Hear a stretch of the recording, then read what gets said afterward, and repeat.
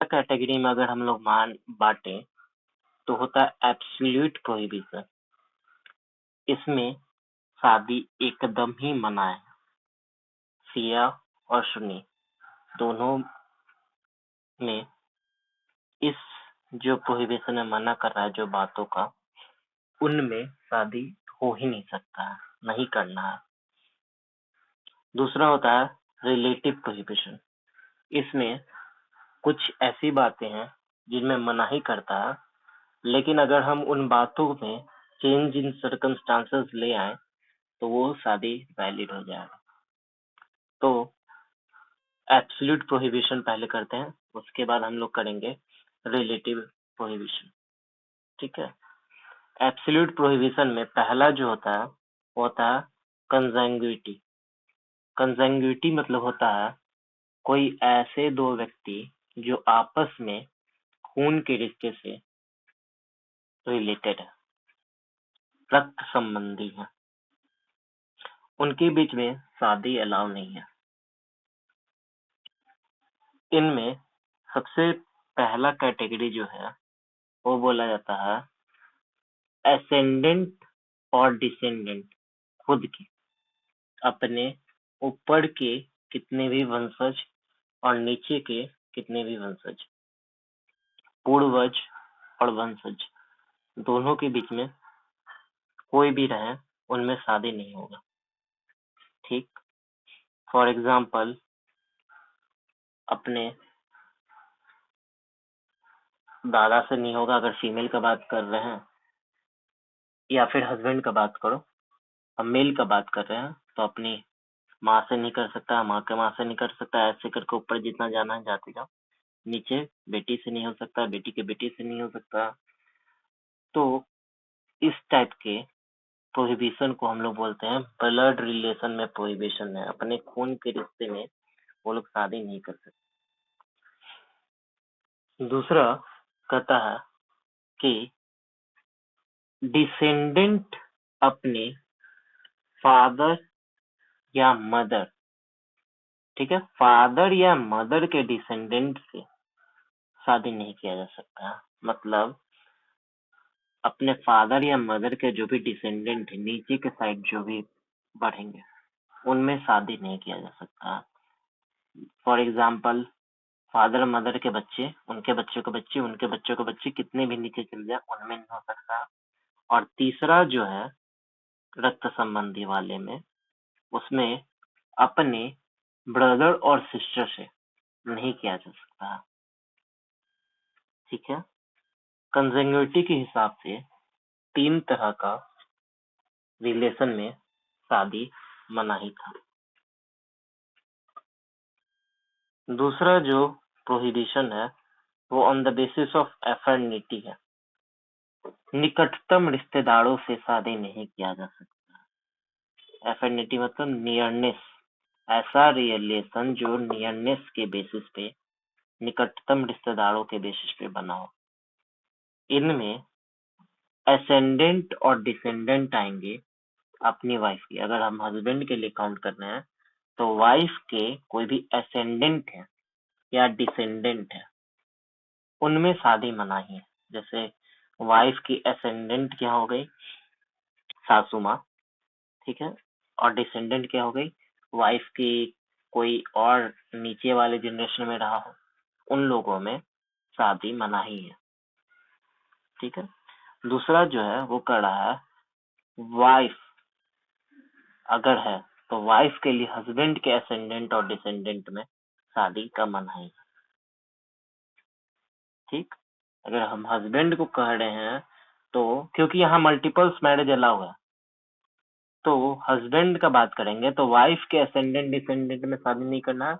Husband के लिए करेंगे तो वाइफ के असेंडेंट डिसेंडेंट में शादी करना है। ठीक।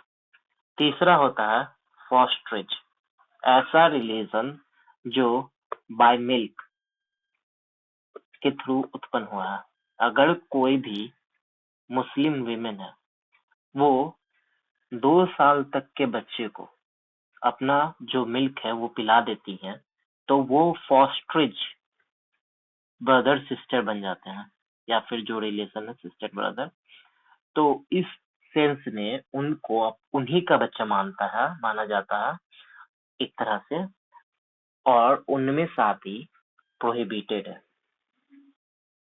फॉर एग्जाम्पल, एक फीमेल है, उसकी एक बेटी है और वो किसी और के बच्चे को अपना दूध पिला दी जब उसका 2 साल तक उसका उम्र था, ठीक है। तो अब उसकी बेटी और उस बच्चे में शादी नहीं हो सकती। ये होता है बाय रिलेशन ऑफ फॉस्टेज। अगर इन तीनों में से किसी में भी मुस्लिम्स का शादी हो गया तो मैरिज जो है वो वॉइड हो जाएगा, और वॉइड एब इनिशियो रहेगा, ठीक। इन तीनों शादी रोक दिया। दूसरा ऐसा प्रोहिबिशन है जो एक सर्टेन थिंग के कारण वो प्रोहिबिशन है। अगर हम उस चीज को चेंज कर दें तो वो प्रोहिबिशन का इफेक्ट जो है वो खत्म हो जाएगा, ठीक है। इसमें सबसे पहला कहता है अनलॉफुल कंजंक्शन। एक मुस्लिम को मनाही है कि वो, जैसे कि एक मुस्लिम मेल है और ये 2 सिस्टर्स है, आपस में बहनें हैं, तो ये दोनों से शादी नहीं कर सकता एक साथ, ठीक है। दोनों से दो वाइफ उसको अलाउ है, लेकिन अगर वो दोनों वाइफ आपस में बहनें हैं या फिर ये दोनों का आपस में रिलेशन कैसा है, बाय कंजंग्विटी है, एफिनिटी है, फॉस्ट्रेज है, ये तीनों वाला रिलेशन है। अगर ये दोनों आपस में रिलेटेड है तो ये इस दोनों से शादी नहीं कर सकता, ठीक। उसी तरह वाइफ के लिए भी सेम है, लेकिन इसमें एक चीज ध्यान देने लायक है कि सिया लॉ में अगर कोई अपनी वाइफ की आंटी के साथ शादी कर ले तो उसको मनाही नहीं है।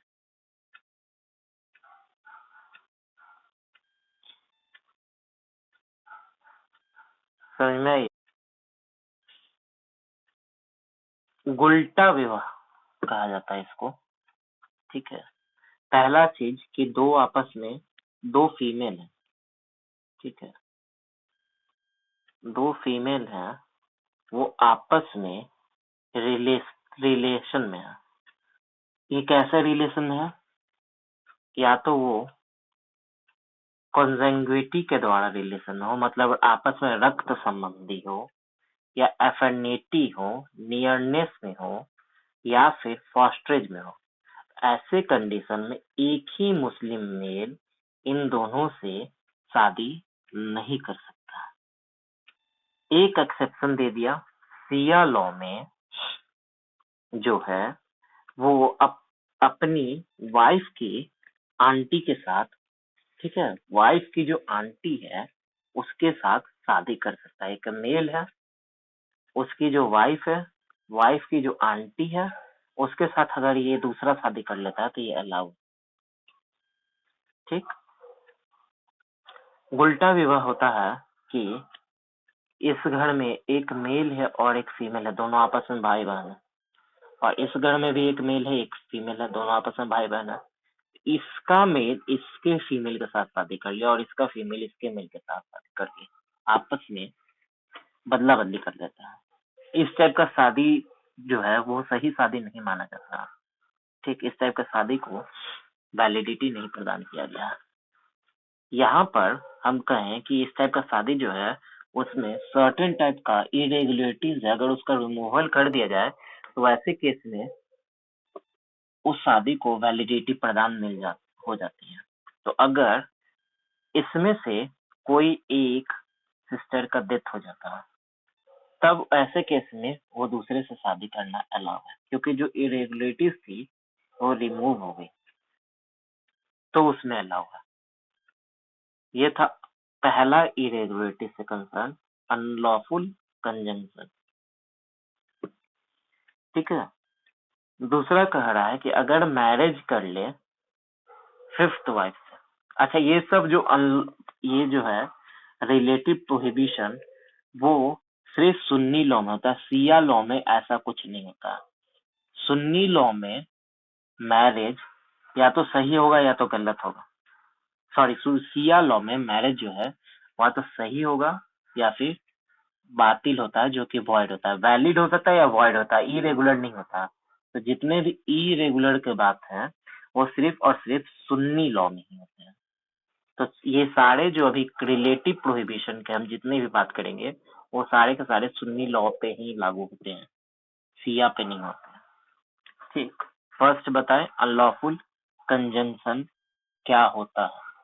दूसरा है कि अगर पश्चिमी वाइफ से शादी कर ले, 4 वाइफ ऑलरेडी था, 5वां वाइफ से भी शादी कर लिया, तो ऐसे कंडीशन में इसका जो 5th मैरिज होता है वो इरेगुलर होता है। अगर शुरू के चारों वाइफ में से किसी को उसने डाइवोर्स दे दिया या किसी का डेथ हो गया, तो ये जो 5वां शादी था इसका वो सही मान लें। एक मुस्लिम एट अ टाइम मैक्सिमम 4 शादियां कर सकता है।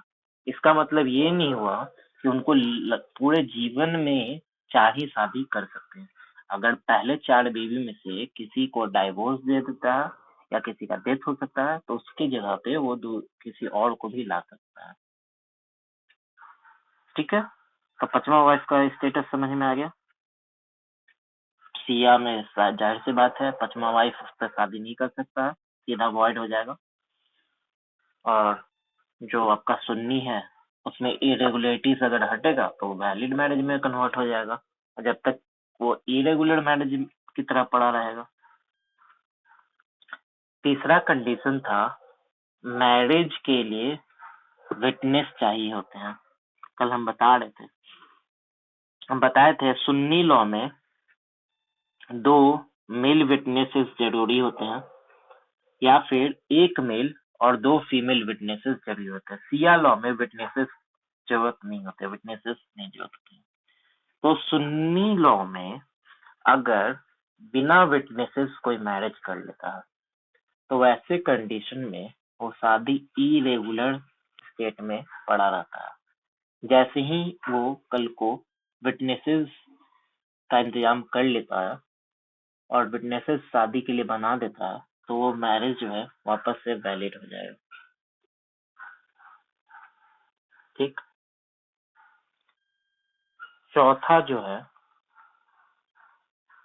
वो इमा जो है वो बोलता है इद्दत के दौरान। इद्दत क्या होता है? इद्दत वो टाइम पीरियड होता है जब फीमेल अपने हस्बैंड से मैरिज उसका खत्म हो जाता है, या तो हस्बैंड डेथ कर गया या तो हस्बैंड ने उसको डाइवोर्स दे दिया, तो अब उसका हस्बैंड जो है उसके साथ नहीं रहने वाला है। तो वैसे कंडीशन में अगर कोई बच्चा पैदा होगा, उसका पैटर्निटी, वो किसका बच्चा है, उस पर सवाल खड़ा ना हो, इसलिए इद्दत का पीरियड का पालन किया जाता है। इद्दत के पीरियड का पालन करने से क्या होगा कि कुछ सर्टेन लिमिट तक रहता है कि ऐसे कंडीशन में इतना दिन, ऐसे कंडीशन में इतना दिन तक आपको इद्दत का पालन करना है। तो ऐसे कंडीशन में अगर कोई बच्चा होने वाला होगा तो उसका पता चल जाएगा। ठीक, तो बच्चा जो है उसका पैटर्निटी का बच्चा रहेगा, क्योंकि मुस्लिम में कोई बीच का नहीं होता, या तो बच्चा लेजिटिमेट होता है या इलेजिटिमेट होता है। ठीक है, तो मैरिज इद्दत पीरियड के दौरान अगर कोई कर लेता है तो ऐसे कंडीशन में जब तक वो इद्दत का पीरियड चल रहा है तब तक उस मैरिज को इरेगुलर स्टेट में माना जाएगा, और जैसे ही वो इद्दत का पीरियड समाप्त होगा तो मैरिज जो है वो वैलिड में कन्वर्ट हो जाएगी। फॉर एग्जाम्पल, एक मुस्लिम जो है उसका हस्बैंड डेथ कर गया है, ठीक है, तो डेथ कर गया तो इसको 4 महीना 10 दिन का इद्दत रखना पड़ता है। 4 महीना 10 दिन का इद्दत रखने से क्या होगा कि इसको पता चल जाएगा कि अगर इसका कोई बच्चा उच्चा होने वाला था तो उसको पता चल जाएगा 4 महीना 10 दिन में। तो इस बीच में, इस 4 महीना 10 दिन के बीच में इसने दूसरी शादी कर ली फीमेल ने, तो ये मैरिज जो रहेगा वो इरेगुलर स्टेट में पड़ा रहेगा, और जैसे ही ये टाइम पीरियड खत्म होगा ये मैरिज वैलिड स्टेट में पहुंच जाएगा। ठीक है। अगर कोई, ये सब सिया के लिए है, सुन्नी के लिए, सॉरी, सिया में कुछ नहीं, सिया में एकदम वॉइड, बताते हैं अभी हम सिया का। 5वां जो कंडीशन है, अगर कोई नॉन मुस्लिम के साथ शादी कर ले, हम बताए थे कि किताबिया गर्ल से अलाउ है सुन्नी में। किताबिया कौन था? जूई था, क्रिश्चियन था, इनसे अलाउ है। तो वैसे कंडीशन में तो वैलिड था, लेकिन हम ये भी बोल रहे थे कि सुन्नी जो है वो हिंदू छुड़ा के किसी नॉन किताबिया से भी शादी कर सकता है।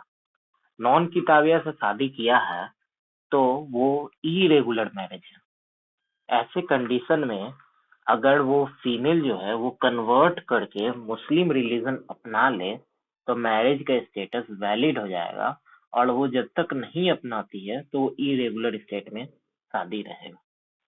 सुन्नी में साफ मना था कि आप मुस्लिम से ही करें, किताबिया से भी अलाउ नहीं था, नॉन मुस्लिम से भी अलाउ नहीं है सिया में। ठीक है। छठा कंडीशन जो है वो, अगर कोई मैरिज कर रही और हलाला के प्रोसेस के दौरान नहीं गई है। हलाला का प्रोसेस क्या होता है? हलाला का प्रोसेस होता है अगर तलाके हसन दिया जाता है किसी फीमेल को, और वो फीमेल दोबारा उसी मेल के साथ शादी करना चाहती है, तो उस कंडीशन में उस फीमेल को, जैसे हम बताएं ये मिस्टर ए, हलाला का प्रोसेस क्या होता है बता रहा। मान लीजिए ये मिस्टर ए है, इसकी wife Mr B, Mrs B है। ठीक है। इसने ए ने बी को डाइवोर्स दिया, और डाइवोर्स का कई फॉर्म है मुस्लिम्स में, तलाक का कई सारे फॉर्म है, उसमें से एक फॉर्म है तलाक अहसन। उसने तलाक अहसन फॉर्म अपनाया और इसको डाइवोर्स दे दिया। अब ये फीमेल चाहती है कि हम फिर से इसी से शादी करें, तो ऐसे कंडीशन में इस फीमेल को किसी और मेल के साथ शादी करना होगा। इस मैरिज को कोहिबिशन करना पड़ेगा, मतलब इस मेल के साथ सेक्सुअल इंटरकोर्स करना पड़ेगा, फिर इस मेल से इसको डाइवोर्स लेना पड़ेगा, तलाक लेना पड़ेगा, फिर जाके इद्दत का पालन करना होगा, और उसके बाद जाके ये वापस इस मेल से शादी कर सकती है। ये प्रोसेस होता है हलाला का प्रोसेस। तो ऐसे कंडीशन में अगर तलाक अहसन से शादी किया गया है, तलाक दिया गया है, और उसके बाद फीमेल अगर हलाला के प्रोसेस के थ्रू नहीं जा रही है और इसी मेल से वापस शादी कर ली गई है, तो वो इरेगुलर मैरिज होगा। उसको हलाला के प्रोसेस से होके गुजरना पड़ेगा, तभी मैरिज वॉइड डिक्लेयर होगा, अदरवाइज नहीं होगा। ठीक है। सिया में ये सब कुछ नहीं होता, सुन्नी में खाली होता है। 7 जो है वो पॉलिएंड्री बोल रहा है, कह रहा है एक मुस्लिम वीमेन 2 शादियां नहीं कर सकती हैं अगर उसका एक शादी सस्टेनिंग हो, मतलब एक शादी चल रहा है, ठीक, तो वो दूसरी शादी नहीं। फीमेल को सिर्फ एक ही शादी करने का राइट है। ठीक है। अनलेस उसका पहले हस्बैंड से डाइवोर्स ना हो जाए और पहले हस्बैंड का डेथ ना हो जाए, तो उस कंडीशन में वो दूसरा शादी कर सकते हैं, नहीं तो जनरली वो एक ही शादी उस पे अलाउ है। ठीक। उसके बाद अगला बोलता है, अगला जो कंडीशन है वो है पिलग्रिम, तीर्थ यात्रा पे कोई मुस्लिम जा रहा है, और वो मुस्लिम क्या है, वो सिया है, तो सिया मुस्लिम तीर्थ यात्रा पे शादी नहीं कर सकता। लेकिन एक सुन्नी मुस्लिम जो है वो अगर तीर्थ यात्रा के दौरान शादी कर लेता है, ठीक, तो वो इरेगुलर स्टेट में वो मैरिज रहेगा। और जैसे ही उसका तीर्थ यात्रा जो है, तीर्थ यात्रा उसका क्या हुआ, मक्का मदीना का जो यात्रा होता है वो, ठीक, चार धाम नहीं घूमने जाएंगे। तो जैसे ही उनका मक्का मदीना का यात्रा समाप्त होगा तो वैसे ही वो मैरिज वैलिड हो जाएगा। ठीक है, कुछ खास था। अल खफत, रूल ऑफ इक्विलिटी, कहता है कि शादी जब भी होना चाहिए वो बराबरी के रिश्तों में होना चाहिए। मतलब मेल और फीमेल का सोशल स्टेटस जो है वो ऑलमोस्ट इक्वल हो, वैसे ही इसमें शादी करना चाहिए। एक मेल या फीमेल में से, दोनों में से किसी का सोसाइटी में स्टेटस बहुत हाई है, एक का बहुत लो है, ऐसे कंडीशन में वो लोग शादी करना अलाउ नहीं होता था। तो सुन्नी में इस अनइक्वल स्टेटस से शादी को इरेगुलर माना गया। और सिया जो है वो ऐसा कोई चीज नहीं मानता, कहता है जिससे मन उससे शादी कर लो।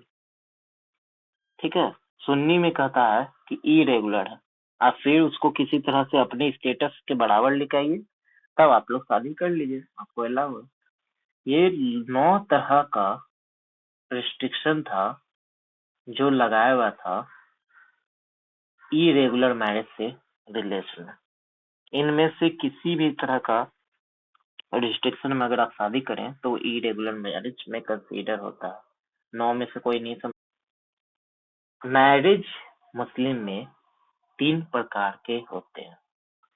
जो मैरिज हैं वो या तो सही होंगे, जिसका मतलब होता है वैलिड मैरिज है, या फिर बातिल होंगे यानी वॉइड मैरिज है। और थर्ड कैटेगरी जो होता है वो फासिद होता है, इरेगुलर मैरिज। ये आपका सुन्नी लॉ में है। सिया लॉ में आपका 2 ही तरह का मैरिज को रिकॉग्नाइज किया गया, एक सही, दूसरा बातिल। ठीक है, that is valid and voidable. वहां पर फासिद यानी इरेगुलर मैरिज जैसा कोई चीज नहीं होता है। वैलिड मैरिज यानी सही मैरिज है। ठीक है, तो इसको कब मानेगा कि मैरिज जो है वो सही है? दोनों साइड में हम चल रहे हैं। तो पहला चीज बोल रहा है कि पार्टीज जो हैं वो कॉम्पिटेंट होनी चाहिए शादी के लिए। कॉम्पिटेंट में हम बताए थे क्या क्या है। कॉम्पिटेंसी में 3 राउंड हम लोग देखेंगे। एक, साउंडनेस ऑफ माइंड। दूसरा, आपका एज ऑफ प्यूबर्टी। तीसरा, आपका मुस्लिम है कि नहीं मुस्लिम है। तो ये तीनों अगर हैं, तीनों कंडीशन फुलफिल कर रहा था, तो वैसे कंडीशन में वो शादी जो था वो पहला कंडीशन फुलफिल कर दिया, कॉम्पिटेंट है। ठीक, चारों कंडीशन फुलफिल होना चाहिए तो अब उसी कंडीशन में मैरिज जो है वो वैलिड कंसीडर होगा। पहला कॉम्पिटेंसी है। कॉम्पिटेंसी को हम लोग 3 आधार पर बांटेंगे। पहला साउंडनेस ऑफ माइंड, दूसरा एज ऑफ प्यूबर्टी, तीसरा मुस्लिम है कि नहीं मुस्लिम है। तीनों को हम अलग अलग डील कर चुके हैं, इसमें कोई दिक्कत नहीं होना चाहिए कॉम्पिटेंसी में। दूसरा जो है वो कहता है कि फ्री कंसेंट से होना चाहिए। अगर पार्टी एज है उनका, मेल और फीमेल का, कंसेंट देने लायक, जो कि 12 और 15 ईयर था, बताए थे हम हिदायत के अनुसार, तो वैसे कंडीशन में वो लोग खुद से कंसेंट दे दें। और अगर उनका एज नहीं हुआ है तो उनके गार्जियन के कंसेंट से दे दें। लेकिन ये कंसेंट जो है वो फ्री कंसेंट होना चाहिए। अगर कंसेंट फ्री नहीं होगा तो हनबली स्कूल को छोड़ के सारे में ऐसे तौर पे मैरिज जो रहेगा वो इरेगुलर होता है। ठीक है, तीसरा जो कंडीशन था वो ऑफर होना चाहिए था दैट इज इजाब, और उसका एक्सेप्टेंस होना चाहिए था दैट इज कबूल। और इजाब और कबूल जो था वो सेम सिटिंग सेम मीटिंग बताए थे। सेम सिटिंग में होना चाहिए, सेम मीटिंग में होना चाहिए, ये कंडीशन जरूरी था इजाब और कबूल का। इस प्रोसेस को इजामो कबूल का, इजामे एक कबूल बोले थे, ठीक है। और जो लास्ट कंडीशन है कि प्रोहिबिशन नहीं होना चाहिए। अभी हम प्रोहिबिशन में 9 ग्राउंड गिनाए, ऊपर 3 ग्राउंड और गिनाए थे, जिसमें एब्सोल्यूट प्रोहिबिशन था और नीचे के 9 ग्राउंड में इम्पार्शियल प्रोहिबिशन था, ठीक है। तो इन चारों चीजों को ध्यान में रख लिया तो वो मुस्लिम मैरिज जो है वो वैलिड हो गई, चारों चीजों से पार हो गया। यही 4 कंडीशन है शादी को वैलिड करने की। जो बात है समझने लायक वो है कि एक वैलिड मैरिज होने पे क्या क्या राइट्स मिल जाते हैं हस्बैंड और वाइफ। एक सही शादी हो गया तो क्या चेंजेस आएगा दोनों के राइट्स। पहला जो चेंज आएगा राइट्स में, वो वाइफ के साथ प्रोहिबिशन जो रहेगा वो लॉफुल हो जाएगा। अपनी वाइफ के साथ सेक्सुअल इंटरकोर्स वो लॉफुल तरीके से कर सकता है, ठीक है। दूसरा जो चेंजेस आएगा वो है कि ऐसे शादी से जो बच्चे पैदा होंगे वो लेजिटिमेट धर्मज बच्चे कहलाएंगे। और जब बच्चा लेजिटिमेट है तो उनको अपने पेरेंट्स के प्रॉपर्टी में, माँ और फादर या जो भी है ऊपर का प्रॉपर्टी जो आता है हेरिडिटरी, उस प्रॉपर्टी में भी उनका हिस्सा बन जाएगा, लेने का राइट्स बन जाएगा। तीसरा जो है वो म्यूचुअल इनहेरिटेंस आ जाएगा। वाइफ अपने हस्बैंड के प्रॉपर्टी में हकदार हो जाएगी और हस्बैंड अपने वाइफ के प्रॉपर्टी में हकदार हो जाएगा अगर मैरिज जो है वो वैलिड है। वाइफ या हस्बैंड हस्बैंड 4 शादियां से ज्यादा शादी नहीं कर पाएगा, ठीक है। वाइफ जो है वो दूसरा शादी नहीं कर पाएगी। अगर उसको करना है तो उसको डाइवोर्स लेना पड़ेगा या हस्बैंड के डेथ का इंतजार करना पड़ेगा। उसके बाद इद्दत के पीरियड का गुजर जाने का इंतजार करना पड़ेगा। उसके बाद जाके वो फिर से शादी कर सकती है। जब शादी हुआ है तो दोनों परिवारों के बीच में रिलेशन एस्टेब्लिश हुआ है, तो एफिनिटी नियरनेस का रिलेशन उत्पन्न हो जाता है। तो हस्बैंड अपने वाइफ के नियर रिलेटिव्स में शादी नहीं कर पाएगा। अगला, जैसे बताए अभी हम कि वाइफ की बहन से शादी नहीं कर पाएगा, ठीक है। तो रूल ऑफ एफिनिटी जो है वहां पर आ जाएगा, ठीक है। विमेन और जो वाइफ है और हस्बैंड है वो दूसरे दूसरे क्या होता है, एक मुस्लिम मेल है जो एक्स स्कूल से बिलोंग करता है, स्कूल हम बताए हैं, और मुस्लिम फीमेल जो है वो वाई स्कूल से बिलोंग करती है। तो जब इन दोनों का आपस में शादी होगा तो वाइफ का जो स्कूल था और हस्बैंड का जो स्कूल था वो लोग उसी स्कूल को फॉलो करेंगे, उनका स्कूल्स में चेंजेस नहीं होता, ठीक है। यहाँ पर स्कूल को उसी तरह से ट्रीट करें जो कास्ट को ट्रीट किया जाता है। शादी हो जाने से स्कूल चेंज हो जाए ऐसा नहीं होता है, वो स्टिल सब्जेक्ट होती है उसी स्कूल का, ठीक है। आगे जो है, अगर वाइफ वैलिड शादी है तो वाइफ को डावर मांगने का अधिकार है, ठीक, और मेंटेनेंस लेने का भी अधिकार है वैलिड मैरिज से, ठीक। अगर कोई शादी के समय स्पेसिफिक अमाउंट ऑफ डावर नहीं तय किया गया हो, तो वैसे कंडीशन में फीमेल को एक प्रॉम्प्ट डावर मिलता है। कुछ रकम डावर के रूप में दिया जाता है, क्योंकि उसमें अमाउंट फिक्स नहीं किया गया था, लेकिन डावर जो है वो मिलेगा ही मिलेगा, वो फीमेल का राइट है। नेक्स्ट जो है, वैलिड मैरिज से शादी होगा तो हस्बैंड को ये राइट है कि वाइफ के मूवमेंट पे वो रीजनेबल मैनर में रिस्ट्रिक्शन लगा सकता है, उसको गाइड कर सकता है, कंट्रोल कर सकता है, कहाँ जा रही है, कब जा रही है, कैसे जा रही है, रीजनेबली तौर पे वो उसको गाइड कर सकता है कि अब जा। ठीक है। और अगला जो पॉइंट है, अगर शादी वैलिड हुआ है तो वाइफ जो है वो अपने हस्बैंड को बिना रीजनेबल एक्सक्यूज के कोहिबेट करने से मना नहीं कर सकती है। अगर कोई रीजनेबल एक्सक्यूज है, उस टाइम पे वो सेक्सुअल इंटरकोर्स से मना कर सकती है। अदरवाइज अगर कोई रीजनेबल एक्सक्यूज नहीं है तो वो उसको मना नहीं करेगी। ठीक। और जो लास्ट पॉइंट है, वैलिड मैरिज से क्या होगा कि जो एग्रीमेंट्स है, मुस्लिम मैरिज एक तरह का कॉन्ट्रैक्ट है। कॉन्ट्रैक्ट जो होता है वो पहले एग्रीमेंट के फॉर्म में होता है, तो जैसे ही शादी संपन्न हुआ दोनों के बीच में, वैसे ही एग्रीमेंट तुरंत के तुरंत कॉन्ट्रैक्ट का फॉर्म ले लेता है। ठीक। पहले शादी से पहले वो एग्रीमेंट है, और जैसे ही दोनों के बीच में निकाह हुआ तो वैसे ही वो कॉन्ट्रैक्ट बन गया।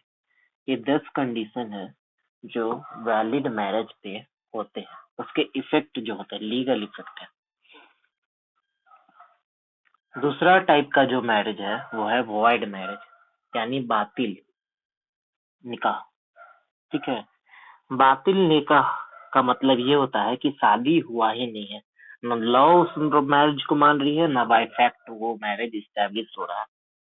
मतलब ना वो लॉ है, लॉ के रूप में शादी है, ना वो फैक्ट के रूप में शादी है, वो शादी है ही नहीं। ये एक तरह का इलीगल यूनियन। तो जब इलीगल यूनियन हुआ है तो उसका कॉन्सिक्वेंसेस भी झेलना होगा।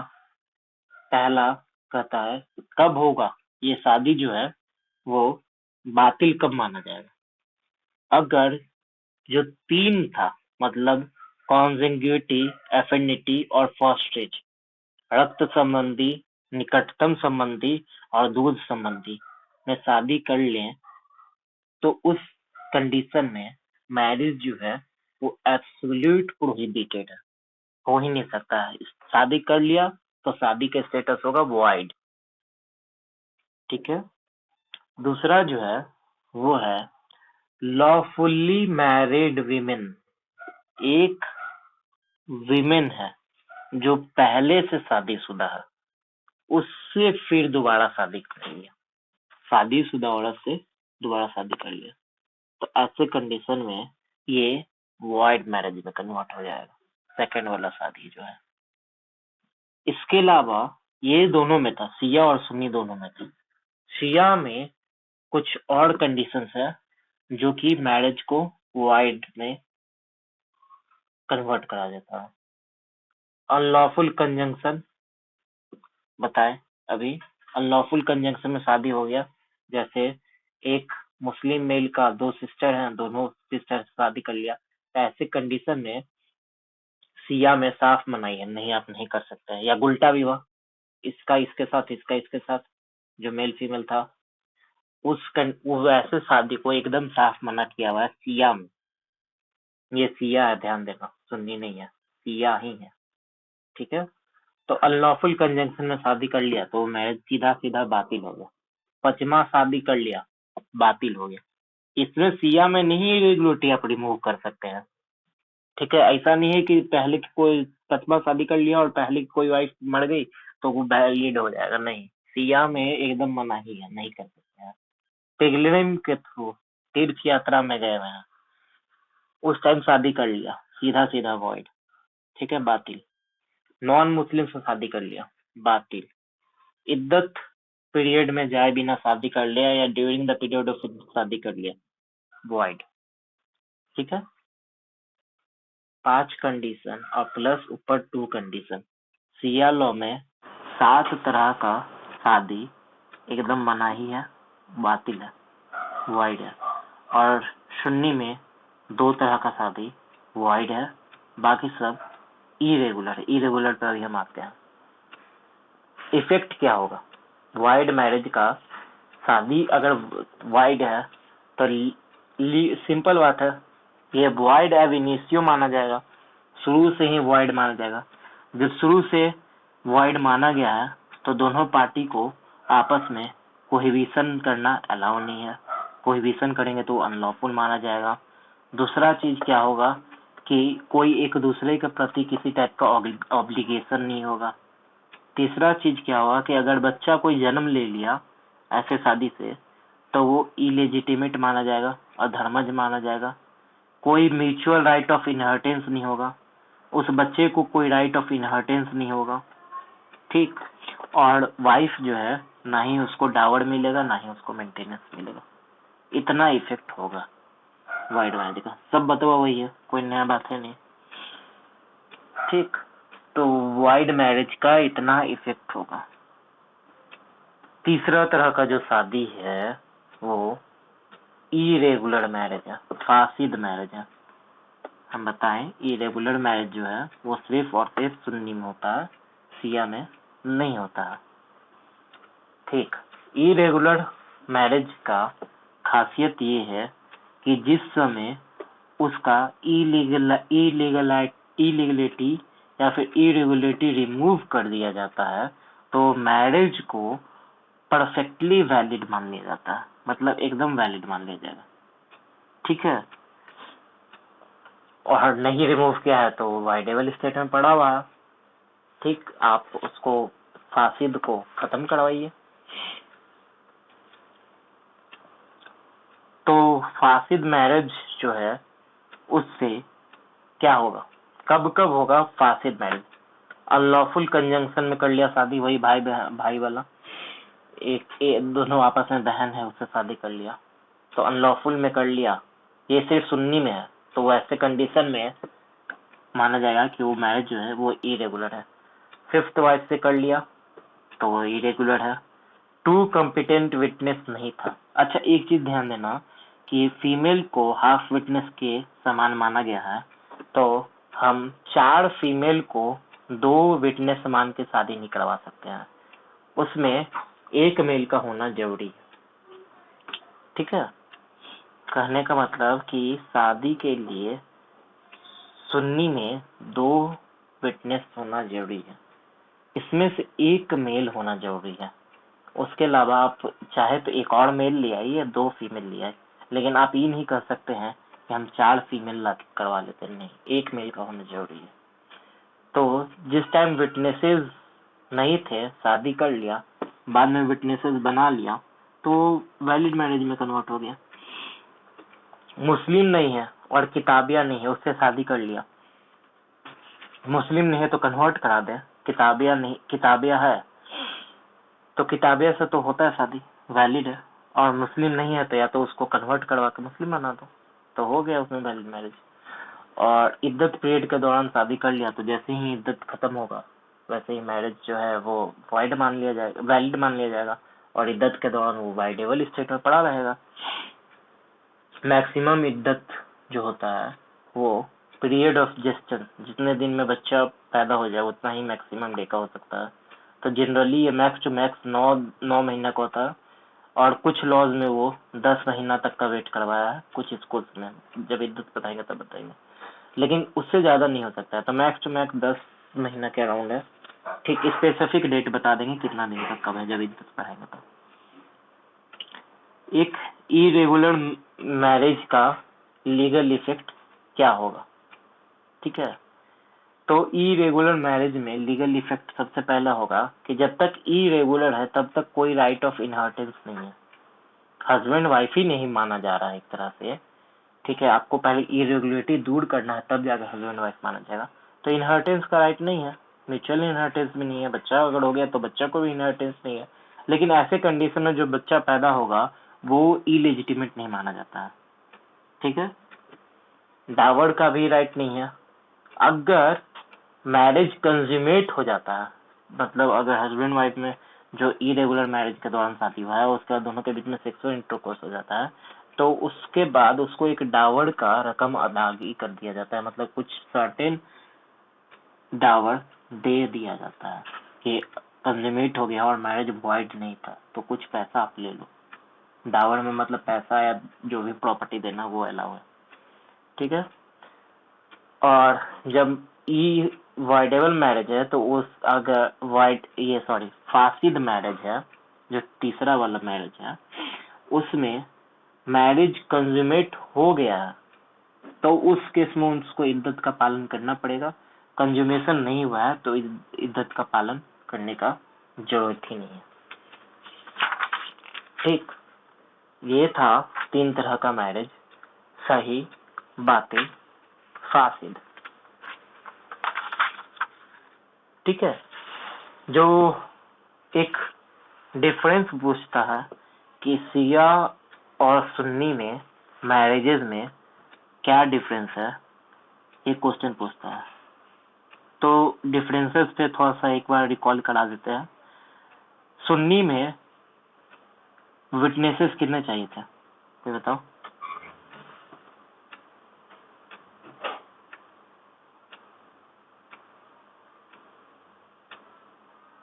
बताओ, सुन्नी विधि में शादी के लिए विटनेसेस कितने चाहिए थे?